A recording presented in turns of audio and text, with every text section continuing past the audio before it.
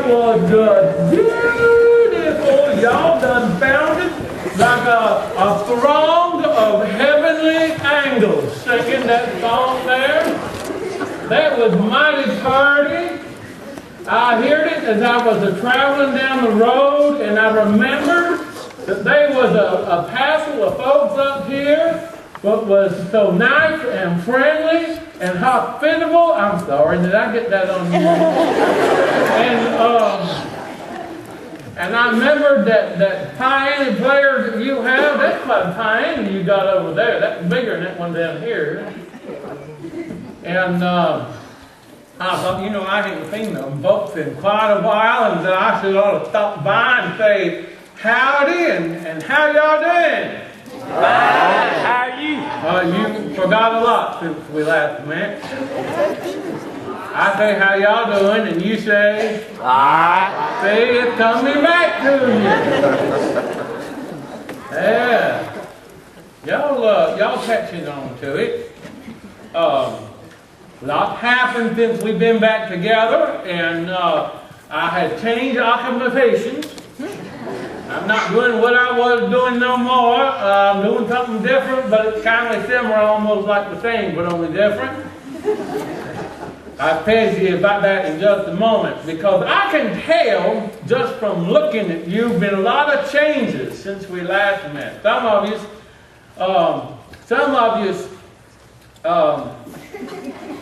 you look like you had a birthday since we've been last met. And they quite a number of you, what looks like you're doing all right for yourselves. I noticed, because there was counting more of you now than there was the last time we were together. Yeah, we've been doing all right too. Me and my cousin Haste. Yeah. Me and Haste, we've been in this new venture together. Y'all remember my cousin Haste? Remember in the Bible it talks about him. They went with Haste, that's him. And but before I get any further than that, I can tell that some of you what I have never seen before, no way, no how, at any none such a time in my life before until now. And so we don't know each other, we're kind of strangers. And if y'all been paying attention, your mama told you never talk to strangers. And we're going to be talking, you and me, so we best introduce ourselves. My name is Bartholomew, Bartimaeus, Barabbas, Barnabas, Eusebius, the Shepherd, the third, Esquire. That's a lot, that's a mouthful. But my friends, they call me Bubba The Shepherd for short. So y'all call me Bubba, alright? Alright. Now we're cooking. Now, you may be, for those of you what don't know me, we best catch them up on the story. I got another one, didn't I? We best catch you up on the story of how I come by that nomenclature. You didn't know I could talk that high, did you? Well, first, we got to begin at the beginning. See, first there was my daddy, and my daddy was the second, and my daddy was a shepherd. And my daddy's daddy was the junior, and my daddy's daddy, he was a shepherd. And my daddy's daddy, he was the first, and he also was a shepherd. And then there was my daddy, and he was a shepherd. No, it wasn't. But I can see it how you get confused that way and think of that. See? He was a tax collector. And he counted. That's what he did. He counted. Is he responsible for making an account of things? He would have to count the peoples, because that was the tax collector's job, was to count up the peoples and to count the animals and to count the money that the people gave for themselves and for their animals, and to count the money that they didn't give when they kindly forgot. And that's what it is. He counted all the time. And in this counting that he did, it was kind of an inside job most of the time. He didn't much care for that inside work. And he wanted to be outside, and he didn't have no skill, know-how, other than counting. And so he commenced to begin to start to think about what he might be able to do with that one skill. And he realized that he had a cousin that was a shepherd. And as a shepherd, you have to do a whole pastoral accounting. That's what you does all day long. You count 1, 2, 3, 40, 11, 90, 12, 100,000. I mean, that's what you do all day long. You count up the sheep and you count down the sheep. And you count up the sheep and you count down the sheep. And you count up the sheep and... I'm sorry, it gets stuck. Y'all laughing with me, now that ain't right. And so he commenced to begin to start to be a shepherd, and he loved the work, and has been in my family ever since. And we kind of love the work. There's a lot to know about, well, there's not really a lot to know about sheep. That's not true. Y'all know that, right? Right. Because y'all got sheep, right? Oh. Y'all don't have any sheep? How about y'all on this side? Y'all got any sheep? I know there's at least one man back there in the back. You got sheep, don't you, sir? No? There was some fellow that come in, he had the fine clothes on. I figured, you know, the more money you got, the more sheep as you have. I didn't realize y'all were so poor here. There's one man here, I know he's about the poorest fella there is. It's some fella named Cecil. I mean, he's the poorest one around except for some fella named Roberts.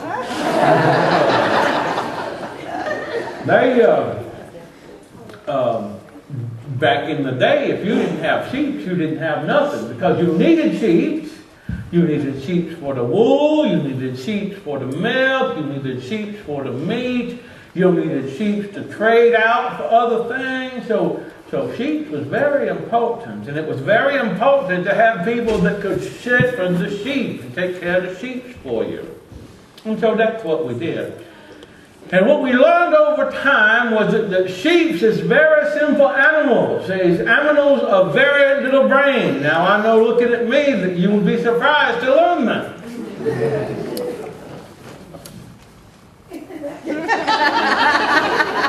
You laughing with me, not at me. There's just a few things you got to know about sheep, and that's what sheep think about. Because there's only 3 things what sheep think about. Y'all know this? First thing that sheep think about is they think about eating. Now let me tell you about sheep and eating. A sheep don't eat like no ordinary animal. A sheep is nasty when they eat. An ordinary animal takes the grasses and bites off the grasses at the top and eats the grasses, and more grasses grows up behind it, and everything's fine. But the sheep don't eat that way. A sheep reaches down to the bottom of the grasses and they pulls it up out of the ground, roots and all. It's no good for the soil, for the pastures. And laughing with you. And they chews it up. And the dirt and everything, the dirt gets all stuck up in their teeth. And then they spit it out. And it's nasty. So you got to move the sheep from one place to the other all the time. Because if you don't move the sheep around, you get in trouble because they messes everything up. So you've got to keep those sheep moving. But what happens when the sheep get to moving, the sheep start thinking about grass. And how good that grass look over there, and how good that grass look over there, and how good that grass look over there. They're always thinking, because they're always thinking about eating. That's one of the three things they do all the time. They're thinking about eating. And so they will get themselves into trouble. And what happens out where we are, there's all kind of wild animals. There's lions, and there's tigers, and there's bears. Oh my. No, y'all, that's another story. You get your stories all mixed up. But these wild animals, they get after the sheep, but they get off by themselves. And that's when we shepherds come in. See, we're highly trained professionals. Maybe I'll sit right there a minute. We're highly trained professionals. For instance, you may not suspect this of me, but I am highly trained in the arts of the martial. And I know Kung Fu. And I know Karate. I know Jiu-Jitsu. I know Sushi. And I know about 7 other Japanese words. And so when the wild animals gets after the sheep, I take up my stick and I say, Sushi! Now you see how that boy come up over that pew just now? It worked. And if that don't work, I just take my stick and whomp him upside the head. I'll do it. Now here's the thing. If our sheep just get off by themselves and then wild animals come around, this is what you got to know about these called sheep. That sheep just drop on the ground and die. A sheep got no will to live. Sheep don't care whether it live or die. And if a sheep gets scared, if a sheep get nervous, if a sheep feel like things too big for them to handle, they just fall over on the ground and they pretend to be dead. The wild animals just tears them up and that's it. That's all they have to it. The other thing the sheep just think about all the time is they think about sleeping.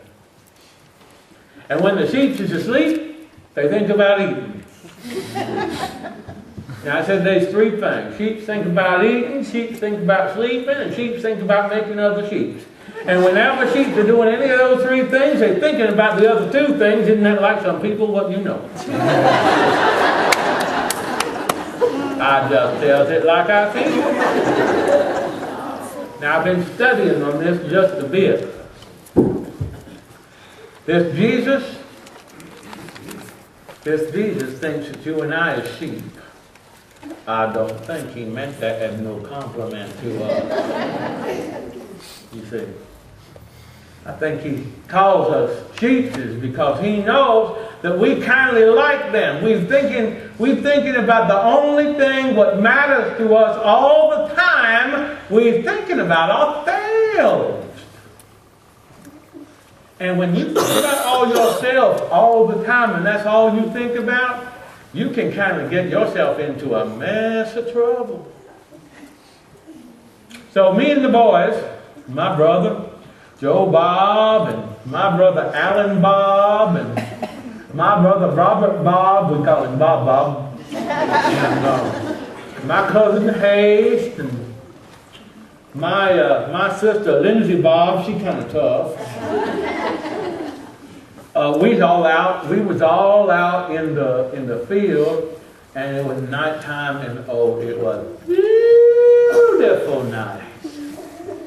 It was beautiful. Let me tell you what. It was one of those nights what was crystal clear. You could see every star, what there was in the sky, and the sheep. They was asleep underneath this little shelter we had, this rock that stuck out. We tucked all the little sheep up under there, and they's all bedded down. They just sleep, and they taking their naps. And we was by the campfire. It was cold, shivery cold, you know.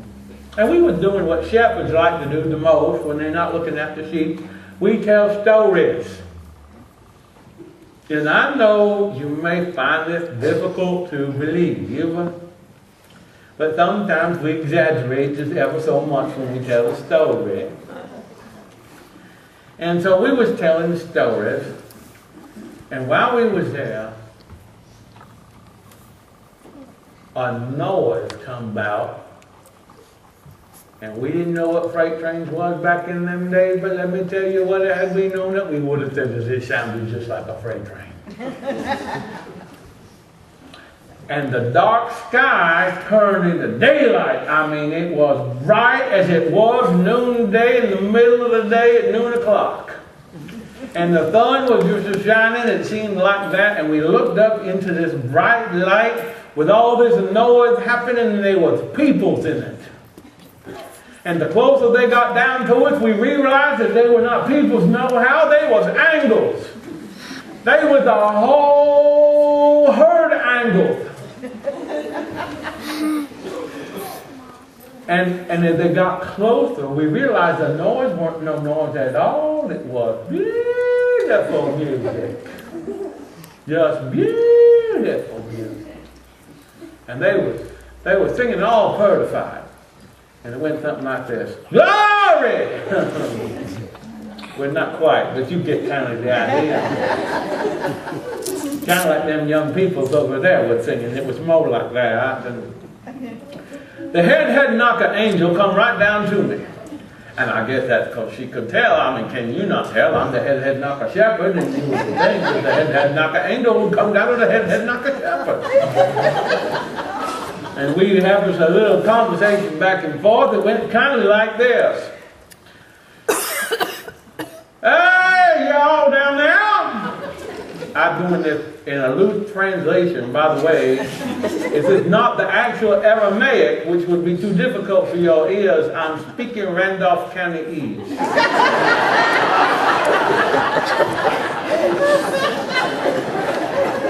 Y'all laughing with yourselves and not at yourselves. Hey, y'all! And I said, just like this, I said, y'all didn't get that, did you? There's a baby what been born down in Bethlehem town, and y'all got to get down there right away. And see this baby what been born, he down in a cow feed bucket. I'm telling it like it was. You down in the cow feed bucket, you got to go see this baby, and you got to go tell everybody. And so I said,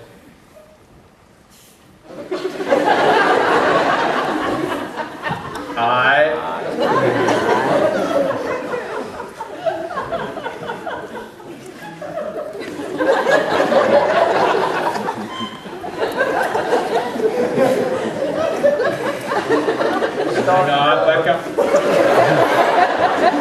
And so I said, poof, like that, and they was gone. It was dark as night. Again, the daylight was gone. It was like we had gone blinded. All of a sudden, we couldn't see nothing. We was blinking our eyes. Well, I was blinking my eyes, and I turned around, and I looked at my brother Bob, and my brother Billy Bob, and my sister Sue Bob, and my sister Lindy Bob, and all the Bobs, and they was all standing there, and they was all saying the same thing amongst themselves. They were saying,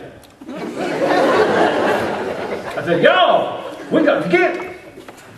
We got to go down to this Bethlehem town, see this baby what been born. And so we took haste and we went on down.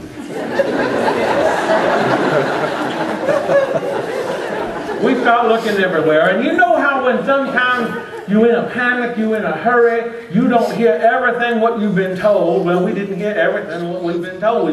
We've been knocking on doors, and people didn't kindly like us just knocking on the door in the middle of the night.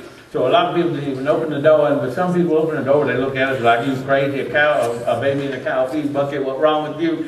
And close the door. And so we spread it out. We spread it out, and we sent everybody every which way. We sent Timmy Bob, and he's a little bitty one. We sent him out to, kind of out to the edge of town, and we said, you know, fellas, if you see this baby, just whistle.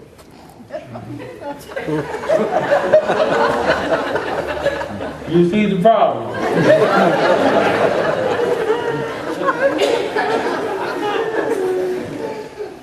But one no problem because nobody found him no how. Timmy Bob did, and Timmy Bob, he's smart enough to bang his drum, and so Timmy Bob, that little boy just started banging on his drum. They read a song up about him, but they was banging on his drum.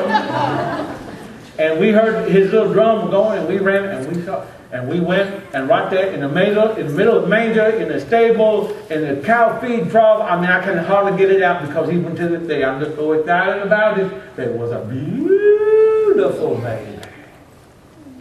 Now I know any of you all would have ever had a baby think that your baby is the most beautiful baby that there ever was.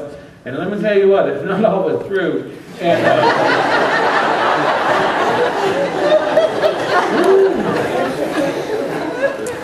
you should see some of my family pictures. But anyway, this baby was beautiful, and they was a holy hush. They was a holy hush. Not even the cow or sheep or nothing. Nobody was making nary a noise, and it was just beautiful. And we stayed there for a right smart piece of time. And then all of a sudden I said, boys, we got to go. We got to go now. We got to tell everybody. And I've been studying on this thing just a bit about why it was us and why that little tiny baby was in the cow feed bucket. We just ordinary people. I mean, I'm about as ordinary as it gets, am I not? And if you think I'm ordinary, look around this room, y'all. Just ordinary people. And it was so important for the world to know that this ordinary baby come to do things for ordinary people all over the world, no matter where those people are. Well, Haste and I have been thinking about that because we've done given up the sheep business. We got us a new business. It's called 99. I'm going to be right out front here signing you up for it as you come out the door today because we need some help. I'm telling you, we need some help. We need some people who can help us. You'd be a good one right there. You in the middle. Stand up. Let me see how tall you are. Can you see up 4 feet? Sit down. That's very good. Stand up again. And you follow instructions. So your mama must have taught you well. But here's the thing. Here's our deal. What we have learned is right now, there is more people than ever was what don't know about this Jesus baby. And so me and Haste, we started this business. We call it 99. We're not working with sheep no more. We're working with people sheep. Because even though we got the 99 here, there's still one missing. There's always one missing somewhere.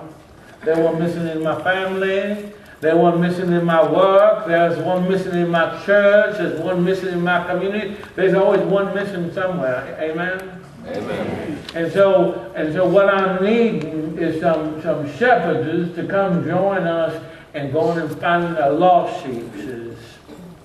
Because this is a beautiful story. It's a beautiful tree. These beautiful colors, these beautiful wreaths, these beautiful children singing these beautiful songs. All that's beautiful. But there's so many people that don't know how beautiful it can be. There are more people right now ever, that what's sad in their heart, what's sad in their head, what's sad in their stomachs, what they got nothing to eat. There's people that need more now than what they ever needed. And we need more shepherds than what we ever needed. Well, that's kind of a difficult and sad story. And I didn't come to tell you no sad story today. I come to tell you that 99 is working. We're making some headway. We need some help to do that. And I'm thankful to God that God gave us that opportunity. And that we took advantage of it. Can you play just about anything? I mean, you're pretty good on them fine keys. All right. One of them angles, I got to know them angles pretty good because I hear things in my head all the time. And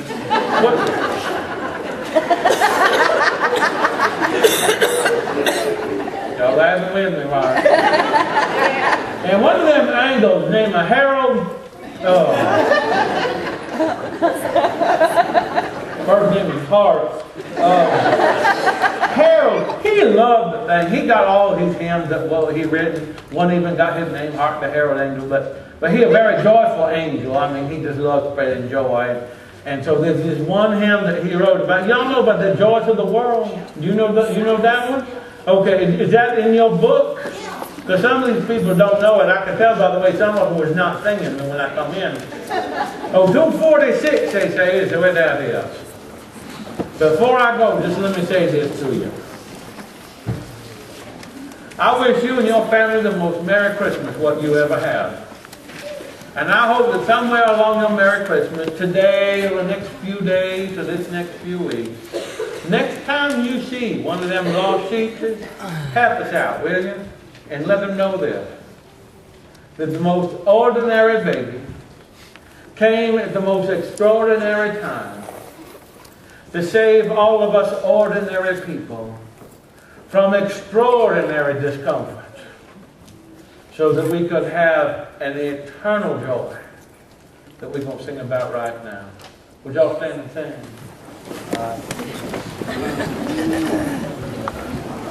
sing?